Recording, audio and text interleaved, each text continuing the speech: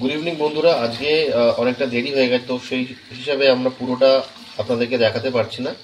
তো আমরা এখন একটা মা আলুর প্রিপারেশন করছে, দম আলু। তো চলুন মায়ের থেকে জেনে নিই এই দম আলুটার স্পেশালিটি কী আছে। মা, তুমি আমাদের দর্শকদেরকে জানাও, এই যে দম আলুটা তুমি তৈরি করছো, এর মধ্যে তুমি কি কি ইনগ্রিডিয়েন্টস দিয়েছো? এর মধ্যে মেন হচ্ছে যেটা খেতে গেলে খুব স্বাদ লাগবে আর ভালোও লাগবে, শীতকাল তো।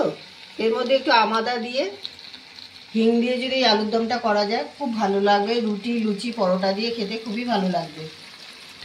আর আপনারা দেখতেই পাচ্ছেন আলুর যে টেক্সচারটা আছে একদম পুরো লাল লাল ঝাল ঝাল। মানে এখন এই কথাটা ইউটিউবে খুব উঠেছে, লাল লাল ঝাল ঝাল, তো সেক্ষেত্রে আমি এই কথাটা ইউজ করলাম।